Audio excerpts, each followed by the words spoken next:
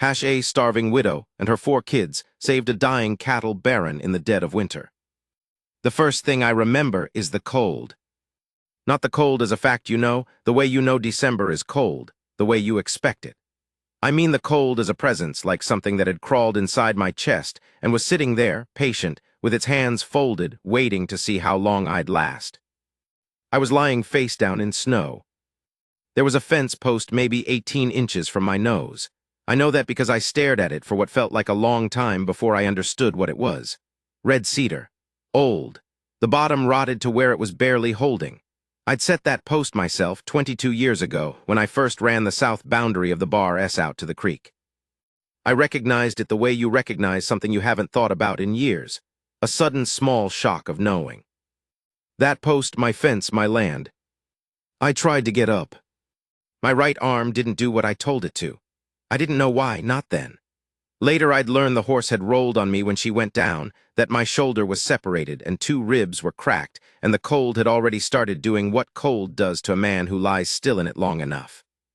But right then, I just knew the arm wasn't working and the rest of me wasn't much better, and the snow was coming down steady out of a sky the color of old pewter, and I was, by every reasonable measure, done. 61 years old, owner of the largest cattle operation in Crockett County, 42,000 acres. A house with 6 bedrooms that had been empty for 4 years. And I was lying in my own south pasture, unable to get up in a December snowstorm, and the only sounds were the wind and the blood going heavy in my ears. I thought about my wife, Clara. That surprised me. She'd been gone since '79, 6 years by then, and I'd got to a place where I didn't think about her much anymore. Not because I'd stopped caring. More like I'd packed it somewhere and stopped opening the drawer. But lying there in the snow with my arm not working and my ribs making a noise I didn't like when I breathed, I thought about her with a clarity I hadn't had in years. She would have hated this. She would have had no patience for it. Harlan Sutter, you get yourself up out of that snow right now. That was her register, the quiet one, not the loud one. The quiet one was the one that meant it. I tried again, got my left arm under me, got about as far as my knees. The shoulder caught on something that made my vision go white and I went back down. The snow was soft at least, I noticed that. I don't know how long I was there before I heard them. Children's voices. I thought I was dreaming at first. Or dying. I'd heard dying men hear things, and I'd sat with enough of them to know the mind does what it needs to at the end. But the voices got louder, and then I heard something else. The creak and rattle of a wagon and the sound of hooves in snow, that soft, slightly muffled percussion that doesn't sound like anything else. There, a voice said, a woman's voice, not loud but carrying. Then footsteps and then a shadow over me, and I turned my head enough to see boots. Small, worn-down boots. Woman's boots, the leather cracked at the toe. She crouched down and I could see her face then, young, maybe 30, with dark hair coming loose from under her coat and eyes that were doing something practical, not panicked. She was looking at me the way you look at a problem you're already working on how to solve. "Can you hear me?" she said. "Yes," I said. It came out quieter than I expected. "Are you shot?" "No, horse fell." She put her hand on the back of my neck, briefly, just checking, I think, some kind of quick assessment, then stood up. "Caleb," she said, "get the blanket from behind the seat, the good one." A pause. "Nettie, move away from the wheel." Another pause, a different tone now, the kind you use when you're not going to say it twice. "I mean now, please." I heard small feet shuffling. She came back and crouched again. "I'm going to put something under your head. I have to know if your neck hurts." "Neck's fine," I said. "Shoulder." "Which one?" "Right." She did something then, tucked the blanket under my head and around my left side without moving the right one, and she did it the way someone who has had practice caring for a hurt thing does it. No wasted motion, no flinching. "I'm Nora Voss," she said. "My husband's land was the Voss quarter section 3 miles east. He passed in October." I took that in. "Harlan Sutter," I said. I felt her go still for just a half second. Then she kept moving, didn't say anything. She knew the name. Everyone in Crockett County knew the name. Whether she knew it the way most people did, Harlan Sutter owns half the county, hard man, fair but hard, I couldn't tell. She didn't give me anything either way. "I'm going to need your help to get you onto the wagon," she said. "Not your help the way a man who's fine helps. Your help the way a man who wants to live cooperates." I almost smiled, didn't quite make it. I can do that, I said. It took most of 20 minutes to get me onto the wagon, and it was one of the more undignified things I'd endured in 61 years, which is saying something. The boy, Caleb, maybe 11 or 12, took my left arm, and Nora took the other side of me, and there were two smaller children watching from the wagon seat with the serious, wide-eyed attention of kids who know something real is happening and are trying to decide if they should be scared. The shoulder made itself known about halfway up. I didn't make a sound. I'd made a decision about that before we started. When I was on the wagon bed, flat on my back, Nora stood over me for a moment with her hands on her hips and her breath coming in small clouds. "Your ranch house," she said. "Which direction?" "North," I said. "Follow the fence line, about 2 miles." She nodded, climbed up onto the seat. The two smaller children arranged themselves on either side of her. Caleb climbed in beside me. He was a serious-looking boy with his father's coloring, probably dark and narrow, with hands that were already starting to go a man's size on him. He held the edge of the wagon bed and watched me without saying anything. "What's your name?" I said. "Caleb Voss." "How old?" 12, he paused. "Almost 13. You a good hand with horses?" He considered the question carefully, the way a kid does when he's been taught not to brag but also not to lie. "Yes, sir," he said. "Fairly good." We didn't talk much after that. The wagon moved, and I lay there and watched the snow come down and thought about the last time I'd been hurt badly enough to need somebody else's help. I was trying to remember, and I couldn't. Clara had been there for the smaller things, a crushed hand, a deep cut from a wire gate, about a fever so bad she'd had to sit up 3 nights with me, but I had a system for managing always. A system and a crew. The crew was in the north pasture today, and the system had failed, and I was on a widow woman's wagon heading to my own house, and I couldn't have gotten there without her. I didn't know what to do with that, so I lay there and breathed carefully and let the wagon carry me. I'd built the house in 1863. Stone foundation, timber frame, the stone quarried from the east slope of my own land. Clara had chosen the layout, the big kitchen facing east for the morning light, the front room wide enough for a fire at either end. I'd added on twice, once when the cattle money got good, once when we thought we'd fill those rooms. We never did. Nora got the wagon to the front and came around to the back and looked at the situation with the same practical eyes she'd had out there in the pasture. "Caleb," she said, "go knock on the door and see if anyone's there." He went, came back. "No one." She looked at me. "My foreman lives in the bunkhouse," I said, "behind the main barn. But he's out today." "Girls," she said to the two on the seat, "you'll stay on the wagon until I come for you." Two small faces looked at her. The older one, maybe 8, nodded. The younger one, who couldn't have been more than 4 or 5, was asleep somehow, wrapped in a piece of canvas. "There should be a key," I said, "under the second step, left side."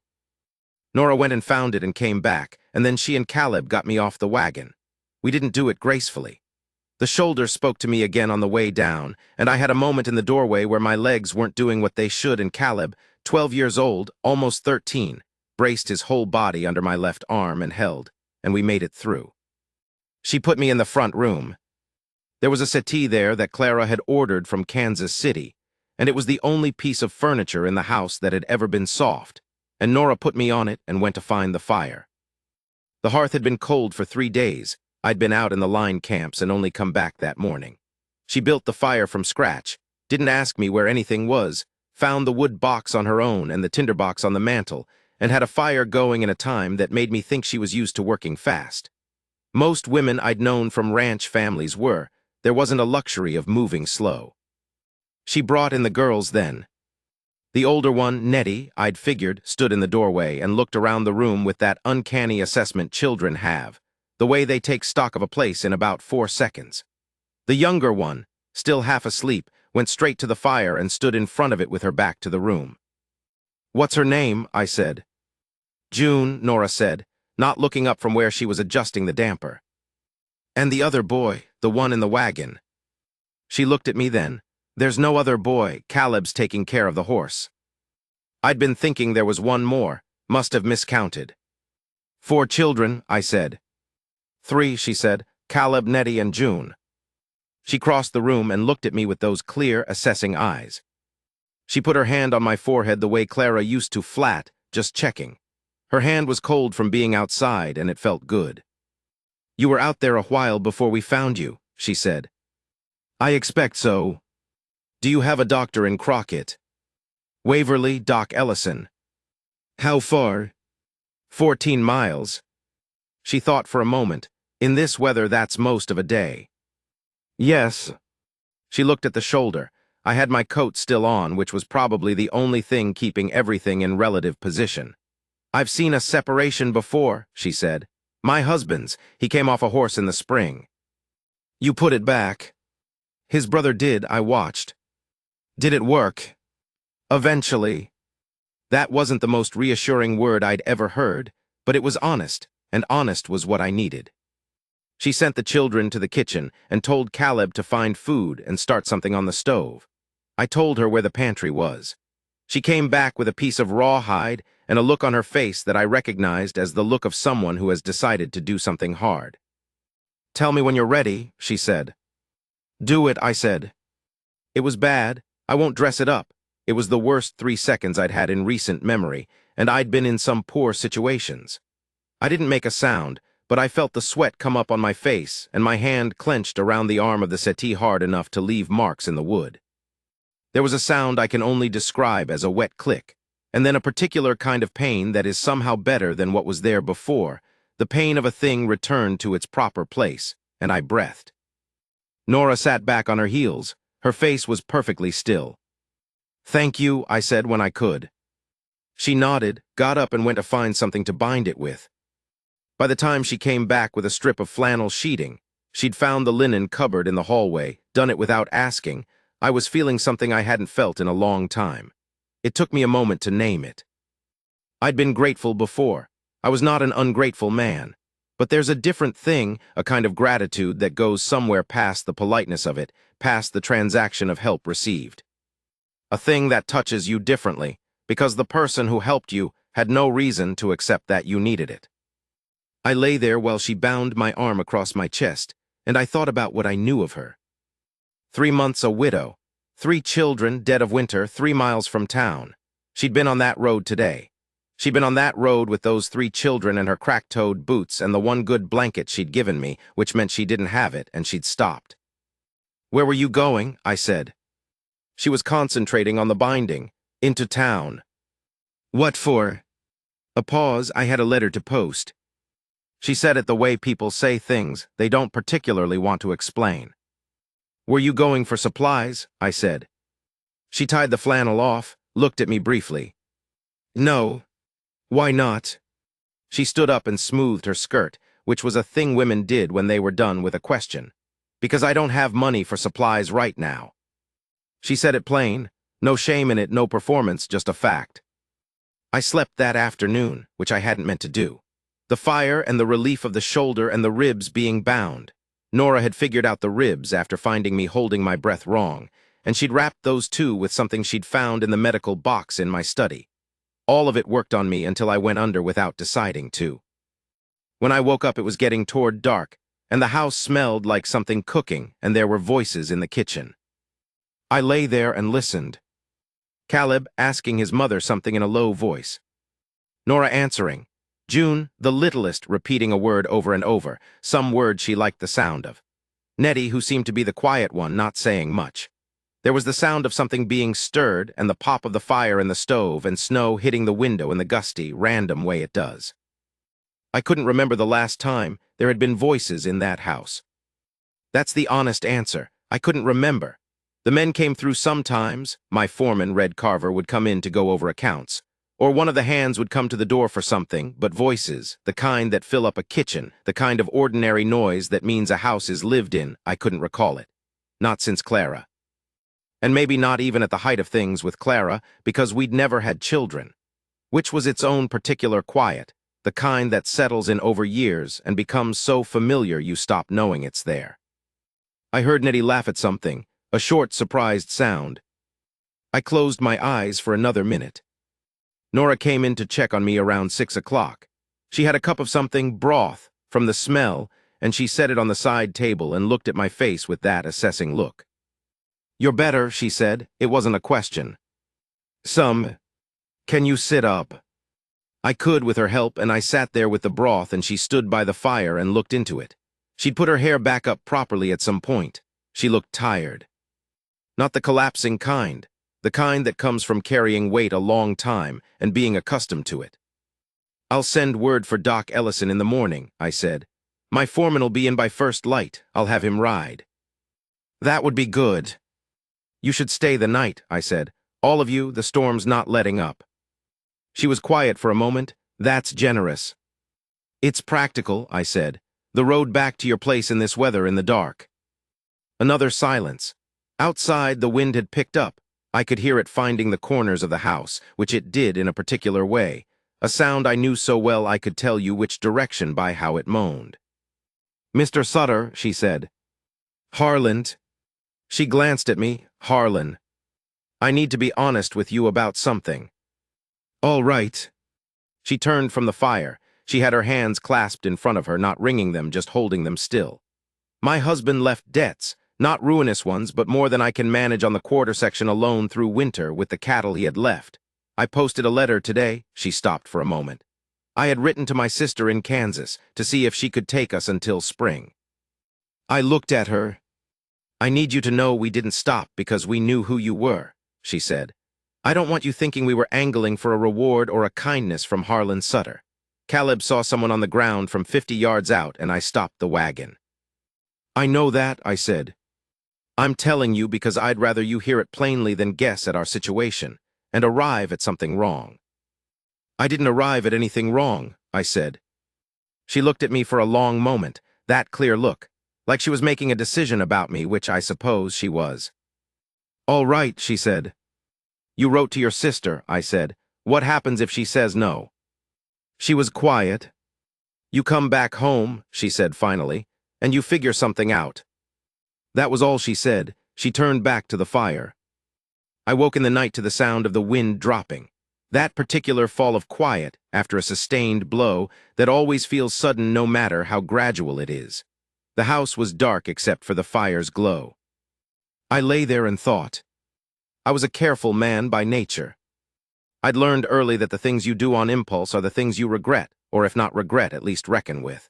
I'd built the bar S carefully, deed by deed, year by year, no reckless expansion, no gambling it against a bad year. I'd married Clara carefully too, which sounds cold, but she'd have said the same about herself.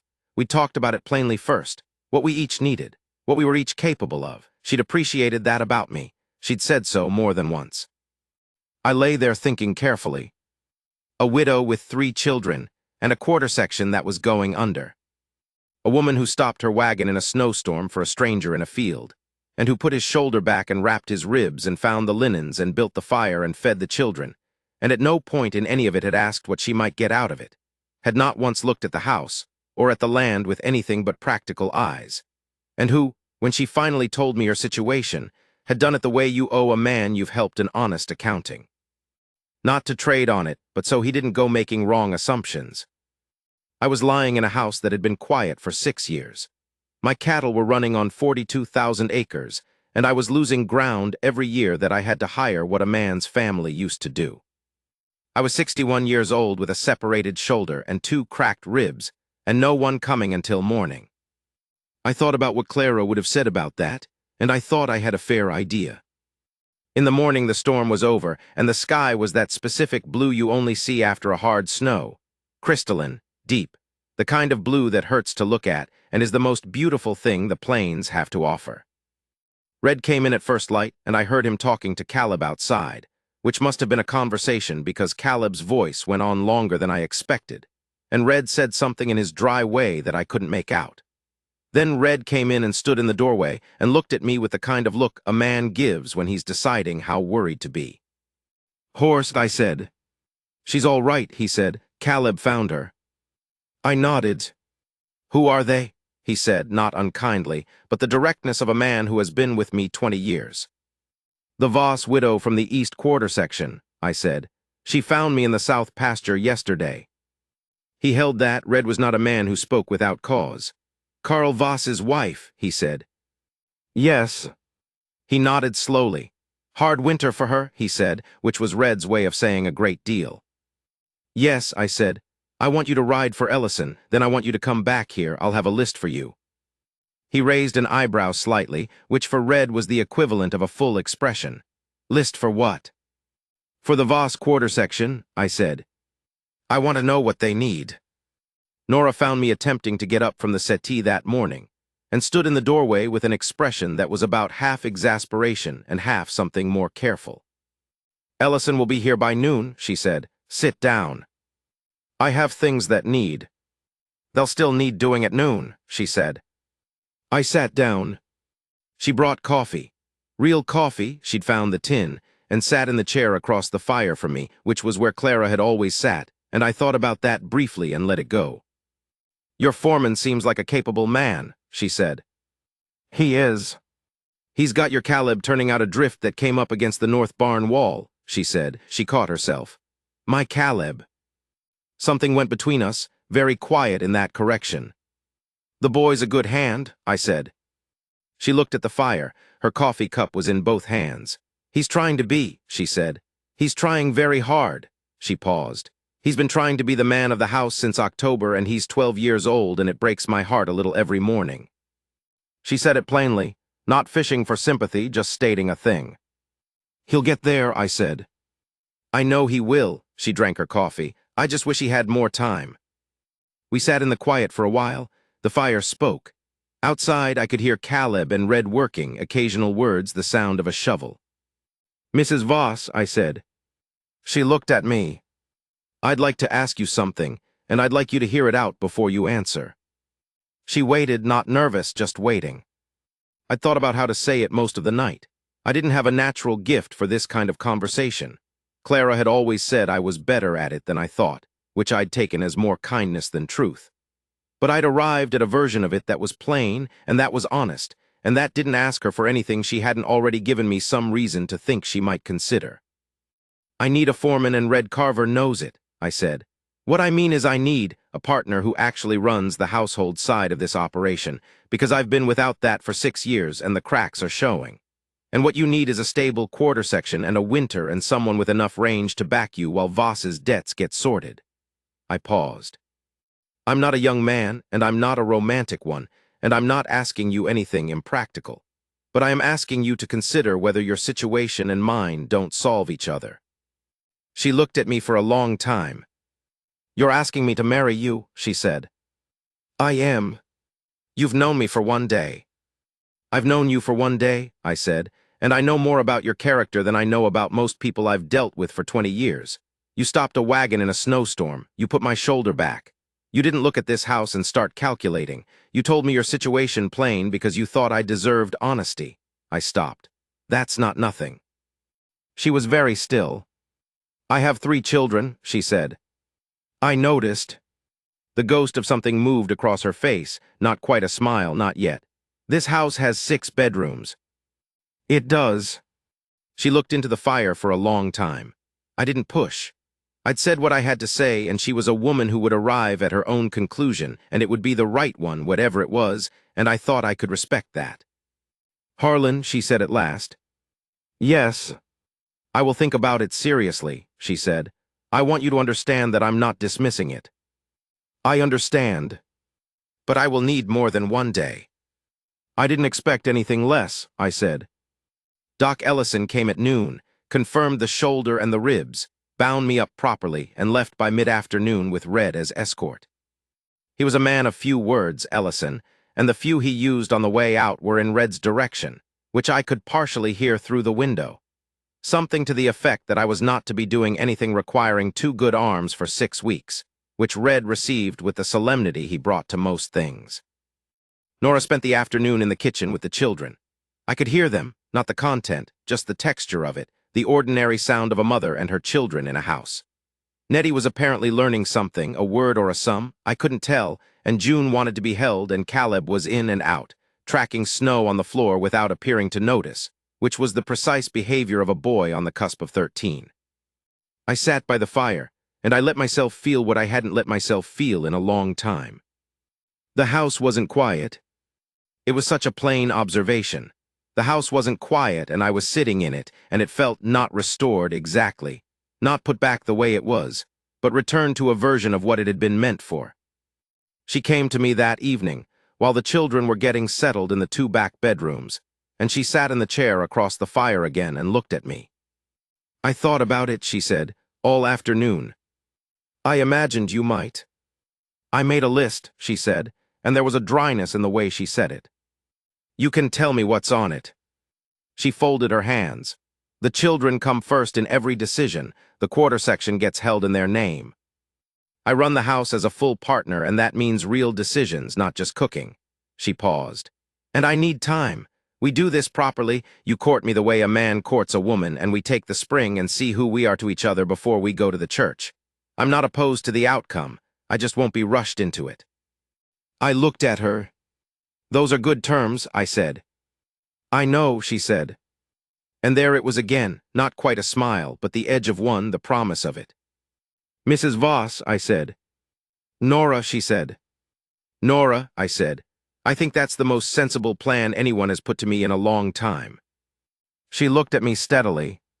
The fire was in her eyes a little, that amber shift, and she was not beautiful in the way of women who are trying to be beautiful, but she had a kind of presence, a clarity, that I had not been in the room with in a long time. The kind that doesn't go anywhere. The kind you can build on. "You should sleep," she said, and stood. "In a minute," I said. She paused. "I want to say something," I said, "and then I'll drop it." She waited. "I would have died out there yesterday," I said. "Not because of the shoulder, because I'd stopped being able to get up and the temperature was going to keep dropping and no one knew where I was. You know that." She was quiet. "I don't say that for you to feel anything about it," I said. "I say it because I want you to know I'm not a man who forgets what he owes, and I'm not trying to repay a debt, but I want you to know that I know." She stood there for a moment. "Harlan," she said. "Yes." "June found your cat," she said. "The gray one, she's been calling it Mister. I hope that's all right." I almost laughed. I hadn't laughed in a long time, and it came out a little strange, slightly rusty, but real. "That's fine," I said. She went to the hallway. "Nora," I said. She stopped. "I don't have a cat," I said. A pause. "Well," she said, "you do now." She went down the hallway. I heard her voice, low, and even the children's voices answering. June saying something emphatic about Mr. Caleb's deeper note than Nettie's. I sat by the fire and listened. She stayed through the worst of January. That had not been the plan. The plan had been for Red to drive them back to the Voss quarter section once the roads cleared, which happened on the 3rd day. But on the morning of the 3rd day, when the sky was hard and blue and the drifts had settled and Red had the wagon ready, June had a fever. Not a bad one, not dangerous. The kind of fever a small child runs in the winter when she's been in the cold and then the warmth and her body is making up its mind about things. But Nora took her temperature with the back of her wrist the way mothers do and looked at the road and then looked at me. "One more day," she said. "Stay as long as you need," I said. One more day became 3. By then the quarter section road had drifted in badly again, and Red said he wouldn't take a wagon down it until it had been broken, and breaking it required the big team and a day's work. And in the meantime, Caleb had discovered that Red had a way with harness leather and was showing him how to splice a broken rein properly, and Nettie had found the study. So they stayed. We worked out a practical arrangement fast. The way practical people do. She ran the kitchen and the household accounts. I ran the cattle operation from the chair by the fire until the shoulder let me get up and do it properly. I gave her the account books after the first week. Not because she asked, she didn't ask, but because I watched her organize the kitchen inside of 2 days in a way it had not been organized since Clara, and I thought, here is a woman who knows what she's doing with numbers and systems, and those books are sitting in my study making themselves useful to no one. She took them without ceremony, sat at the kitchen table that evening after the children were in bed, and went through 6 months of ranch expenditure in about 2 hours. I watched her from the doorway. "You're paying too much for feed," she said without looking up. "I know," I said. "Hammond's at the mill in Crockett, charges 8 cents less per hundredweight. Hammond and I had a disagreement in 1881. She looked up. "About what?" Water rights, I said. I want. She looked back at the books. You might consider whether being right is worth 8 cents per hundredweight. I considered it. You might have a point. I usually do, she said, and the dryness of it was the closest thing to humor I'd seen from her, and I went back to the fire. Red, who was the least surprised man in Crockett County, took Caleb under his wing without ceremony or announcement. I first noticed it on day 4. I could see from the window. Red was at the fence on the east side of the main barn with the boy beside him, not talking much, just showing. The way Red had always worked. You watch, then you do, then I tell you what you did wrong, then you do it again. It was not a patient method in the conventional sense, but it was effective, and Caleb was the kind of boy who absorbed things by watching and was too proud to ask twice, which made him exactly the kind of student Red respected. By the second week, the boy was at Red's side most mornings before I'd finished my coffee. I mentioned it to Nora one evening. She was quiet for a moment. Caleb hasn't had a man teaching him anything since Carl died, she said. I've done what I could. His uncle came twice in October. She picked up her mending. She'd found Clara's sewing basket, and if she had any feeling about using it, she didn't show it. Red doesn't talk much. He doesn't, I said. Caleb finds that restful, I think, she said. He's had enough of people talking at him about what he should be doing.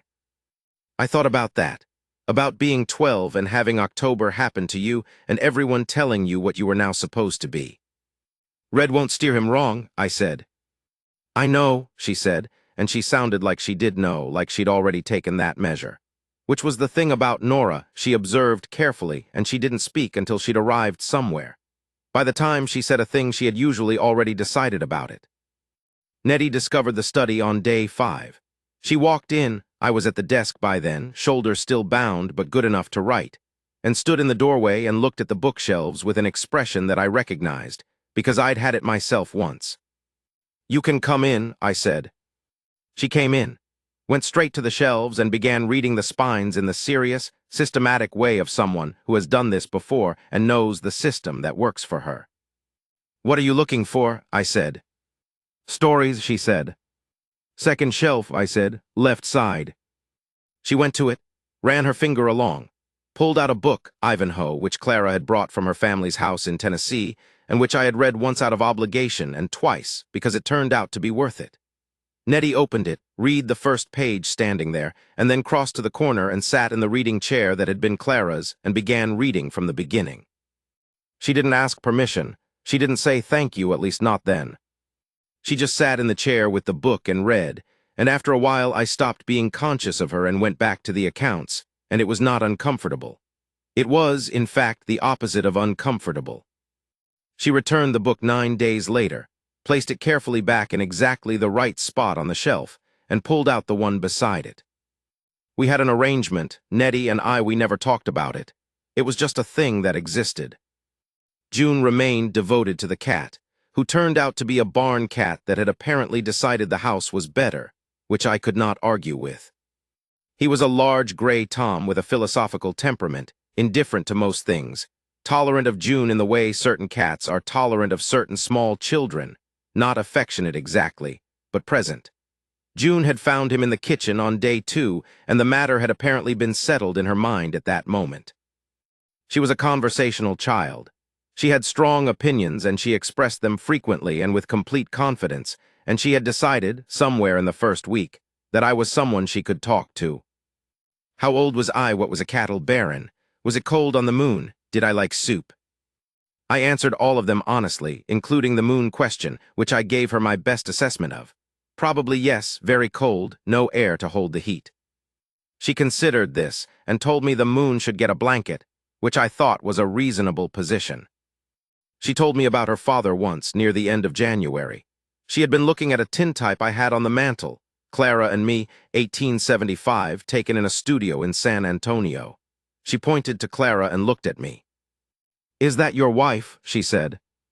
It was, I said. She died a few years ago. June looked at the picture for another moment. My papa died, she said. I know, I said. He smelled like horses, she said, and tobacco.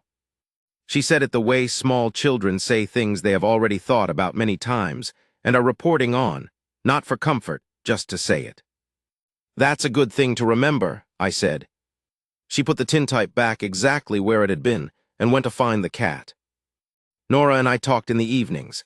That was how the winter passed for us, in those evening conversations by the fire after the children were settled.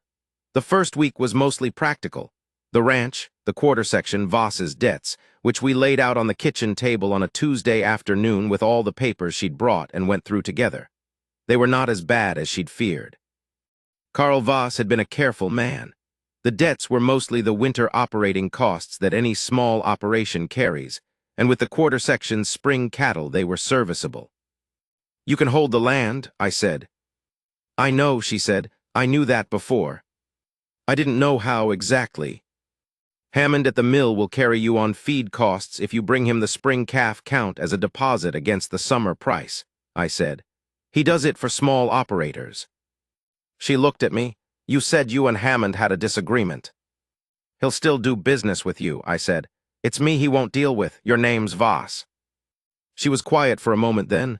I appreciate that. It's practical, I said. It's also kind, she said, which was the first time she'd said that word about anything I'd done. And she said it straightforwardly, not to flatter, just to name the thing accurately. We moved on to other things slowly, over the following weeks. The way you do when you're two private people feeling out the boundaries of what's permitted to say. She told me about Kansas, where she'd grown up, a farm family, 5 children, the kind of childhood that is full and competent and not particularly gentle. Her father had been a hard-working man with a short temper, and her mother had been the kind of woman who absorbs things and keeps moving, which was where Nora had learned it. She'd come to Texas with Karl Voss in 1877, and she'd made herself Texan in the way you make yourself something, not born to it, but committed. I told her about the early days of the Bar S the first winter when I'd lost a third of my cattle to a blizzard and had to ride to San Antonio to beg a loan from a man I didn't like. The year the Longhorn prices collapsed and I almost sold. Clara. Not everything about Clara, but the pieces that were mine to give, that she'd been a brave woman and funny in a way she didn't announce, and that the house had been different with her in it, and different again when she wasn't. You miss her, Nora said. I do, I said. I've had 6 years to work out how to carry it, and it doesn't go away, it just gets smaller relative to everything else.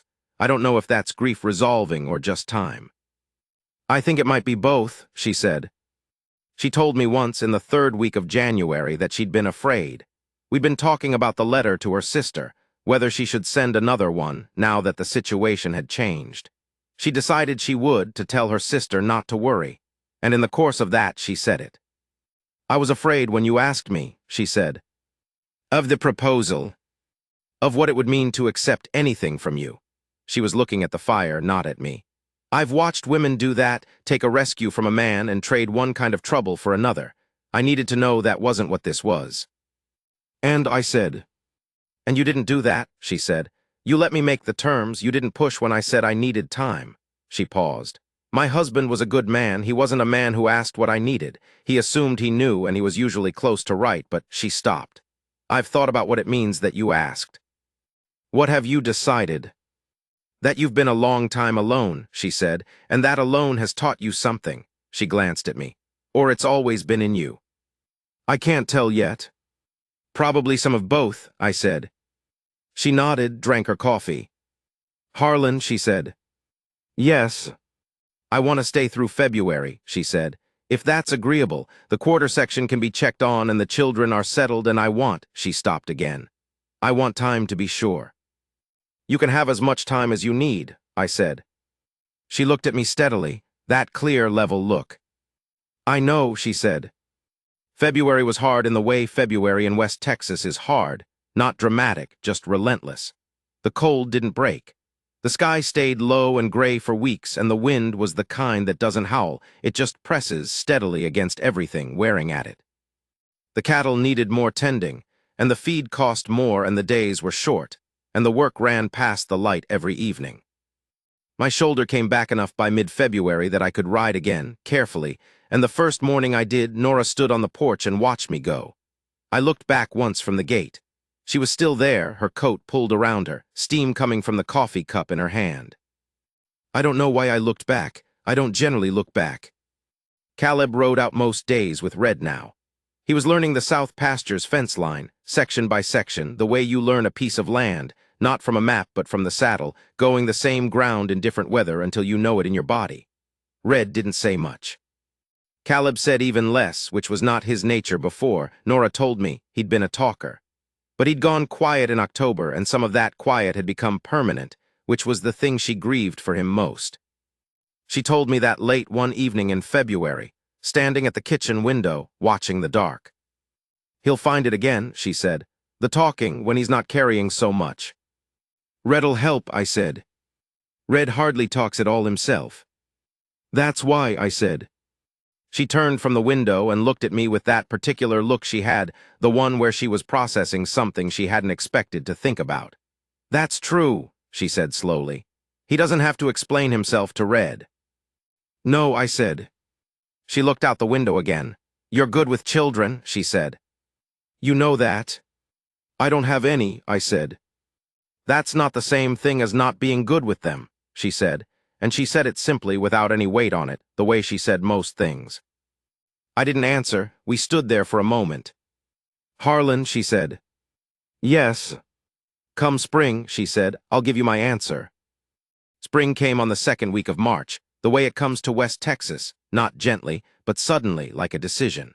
One morning the light was different and the air smelled like wet earth, and the prairie verbena was already showing in the south pasture, purple against the brown and gray of the winter grass. Caleb noticed it first. He came in one morning and reported it to his mother with the seriousness of a man reporting a favorable weather development. She went out to look. I saw her from the window, standing in the south pasture in the early light, just looking at those flowers. When she came back and she didn't say anything right away. She made coffee and put a cup by my elbow and sat across the table. You know what I'm going to say, she said. I think so, I said.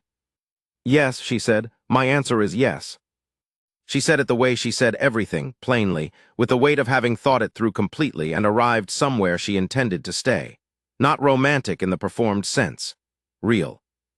Good, I said. That's your response, she said. It's a good response, I said. It means I'm glad. The ghost of that smile again, and then the real thing, brief and sudden and genuine, and it changed her face in a way I stored away. Caleb picked the verbena that morning, purple and a little ragged, with the grave ceremony of a boy who has decided this is the appropriate gesture, and is going to execute it correctly. He brought them to his mother at the kitchen table and presented them without speaking, and Nora took them and held them in both hands and looked at them for a moment, and then looked at her son with an expression that I made myself not watch too closely, because it was private. She held those flowers through the whole service at the church in Crockett. I stood beside her at the front of that small room, and I thought about the fence post in the snow, and the 50 yards, and the creak of wagon wheels, and the decision to stop. All those small links. Reverend Moss said the words he said, and we said the words we said, and when it was done she was Nora Sutter, which she said sounded strange for about 6 months, and then stopped sounding strange, which is how it goes. There was a night in the second week of February that I think about sometimes. Not because anything happened, nothing happened. It was a Tuesday or a Wednesday, ordinary, the wind low for once. The house quiet in that particular way it gets after 10 o'clock when everyone's down, and the fire has burned to a good even bed of coals. I'd been going over the spring cattle plan at the desk, the shoulder finally loose enough that I could bend over papers for an hour without it seizing up. At some point I became aware that Nora was still in the kitchen. I could hear her, quietly, not moving much. And after a while I put down the pencil and went to the doorway. She was sitting at the kitchen table with nothing in front of her. No mending, no books, no account ledger, just sitting. The lamp was turned low. She had her hands flat on the table. She didn't hear me in the doorway right away. She was looking at something, not a thing in the room, something she was seeing inside herself. And her face had an expression I hadn't seen on her before. Not sad, exactly. Something quieter than sad. The face of a person taking stock in the dark, alone, the way you only do when you think no one's looking. I must have made a sound because she looked up. She didn't startle. She just looked at me. I didn't mean to wake you, I said. You didn't, she said. I was thinking. About? She was quiet for a moment. She looked at her hands on the table. About whether I was being foolish, she said. Whether I was letting my situation push me into something I haven't thought through properly, and I'm just telling myself I've thought through it. She said it honestly, no drama, just reporting the doubt. I came and sat across from her at the table. The lamp was between us, the light going gold on her face and the shadows moving when it moved. "Are you?" I said. "I don't think so," she said. "I've been trying to find the place where I'm wrong and I can't find it. But that might just mean I'm not seeing clearly." "What would seeing clearly tell you?" She looked at me. "That you're a good man," she said, "who has been alone a long time and wants a partner and is being fair about it. That this house is solid and the land is good and my children would have room, real room." She paused. "That I respect you, which I didn't expect so soon, but I do." "Those don't sound like reasons to think you're wrong," I said. "No," she said, "but I keep looking for what I'm trading away and I can't find it, and that feels like I might be missing something." I thought about that. "What are you afraid of trading away?" She was quiet for a while. The fire settled, a small collapse of coals, a brief brightening. "Myself," she said. "I held that." "I don't think that's the trade," I said. "I think you've been yourself every day you've been in this house and I haven't wanted anything different. The terms you set are your terms. The books you're running are being run your way. That boy outside is being raised by his mother the way his mother sees fit." I stopped. "I don't have any interest in a woman who loses herself. That wouldn't be the thing I'm asking for." She looked at me steadily. "I know that's what you mean," she said. "I'm trying to make sure I'm not just hoping you mean it because it's convenient to hope so." "That's fair," I said. We sat for a while. The lamp, the coals, the wind that had come up a little outside, pushing at the south corner of the house. Then she put one hand over mine on the table, just briefly, just for a moment, like a period at the end of a sentence. Then she took it back. "Go to sleep, Harlan," she said. "In a minute," I said. But I was smiling slightly at the table, and I think she saw it, because when she got up she was smiling too, and she took the lamp with her down the hall. I told Red about it the next morning while we were looking over the fence situation on the east pasture. Not the private part, not the kitchen at 10 o'clock. Just that Nora had given me her answer, and it was yes, and we'd go to the church in spring. Red didn't say anything for a good long time. He was looking at a post that needed resetting. He pulled at it with both hands, testing. "That's good," he said finally. "Is that all you have?" I said. "I liked her from the first day," he said. "She didn't treat me like furniture." That was, for Red, a significant statement. He moved to the next post. "The boy's coming along," he said. "I know," I said. "He's got a good eye for cattle," Red said. "Doesn't know it yet, he will." "You going to tell him?" Red pulled at the next post. "Not yet," he said. "Let him find it." We worked the fence line for a while without talking, which was the way Red preferred most things. 22 years, he said as we were heading back. "What?" "I've been on this ranch 22 years, he said. "This is the best winter of it." He said it without sentiment and walked the horse back to the barn, and I stood there for a moment before I followed him. That was 11 years ago. The Bar S runs 44,000 acres now. We picked up the Aldrich parcel on the north boundary in 1889, and I don't regret it, though Nora had opinions about the price I paid, and she was right. And I told her she was right, and she filed that information in whatever place she keeps things she was right about, which appears to be a well-organized place. Caleb manages the south pasture and the 2 new hands we took on in the spring of '87. He hired them himself, which is when I knew he was ready. And he is not yet 24 and already has the particular set to him of a man who knows his ground and doesn't need to tell you. He doesn't say much. He got that from Red or from the winter of '85 or both. But when he talks, people listen, which is the only measure that matters.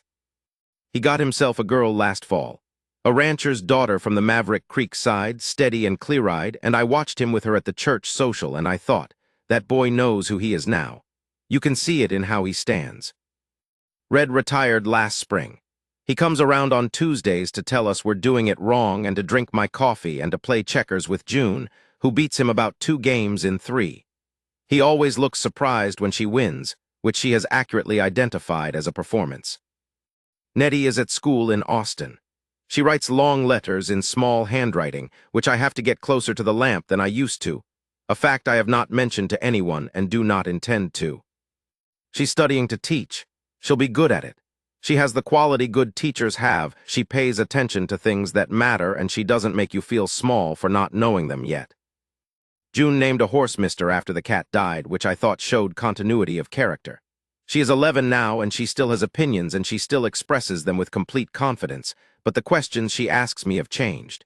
She doesn't ask about the moon anymore, or not only the moon.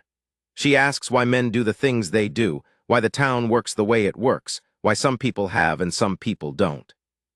She asks them like she expects real answers, and I give her real answers because she'd know if I was soft-pedaling it. Nora runs the household accounts, and the quarterly bank meetings in Crockett, and the kitchen, and the relationship with Hammond at the mill, which she went and sorted out herself in the spring of '86, walked in, introduced herself, told him she'd be doing business there for the next 30 years, and would he like to make it a good arrangement for both of them. Hammond told me about it later with a kind of odd exasperation. He said she hadn't asked him a single question the whole conversation, just stated things until they were agreed to. I said, yes, that sounds about right. When people in town talk about the Bar S, they say Harlan and Nora Sutter, in that order as a unit, the way they'd say the name of a river or a mountain, something that's just there, that you account for when you're thinking about the county. That naturalness still catches me sometimes. The way good things do when you've been a long time without them, and then suddenly you're not. She's the one who told me to tell this, for whatever that's worth. I'm not by nature a man who tells stories about himself. I keep my own counsel and always have. But Nora has a way of deciding what I should do that doesn't feel like pressure. It feels like she saw something clearly and pointed at it, and my only job is to decide whether she's right. She usually is. So here it is. I'm not a man who spends much time on sentiment. Clara used to say that was both my best quality and my most frustrating one. I think she was right on both counts. But I'll say this here at the end of it because it's the truest thing I know. I was lying face down in the snow in my own south pasture with my arm not working and nothing but cold in every direction, and she stopped the wagon. Not because she knew who I was, not because of the Bar S or the 42,000 acres or the Sutter name, not because there was anything to be gained. Because Caleb saw someone on the ground from 50 yards out, and she pulled the horse up and got down in a snowstorm and crouched beside a stranger and said, "Can you hear me?" I have thought about that chain of events many times in 11 years. The specific links of it, the road she was on, the storm she was traveling through, the 50 yards of visibility, the moment her boy looked up. Any link different and I don't make it off that pasture. I've been in the cattle business long enough to know that most things don't go your way and the ones that do you don't plan. You just look up and there they are. I've built everything I have on land and sweat and stubbornness, and none of it prepared me for that. None of it gave me what she did by stopping a wagon. She's in the kitchen right now. I can hear her, the particular sound she makes when she's working through a problem with the accounts, a kind of quiet that means her mind is going fast. In a little while she'll call me in and show me the things she's figured out, and I'll have the response I always have, which is that she was right. Outside right now the prairie verbena is coming up again in the south pasture. It does it every year. I didn't plant it and I don't tend it and I have no explanation for why it keeps coming back in the same place year after year, but it does. I stopped trying to explain it a long time ago. Some things you just walk past and nod to and leave them to what they know how to do. And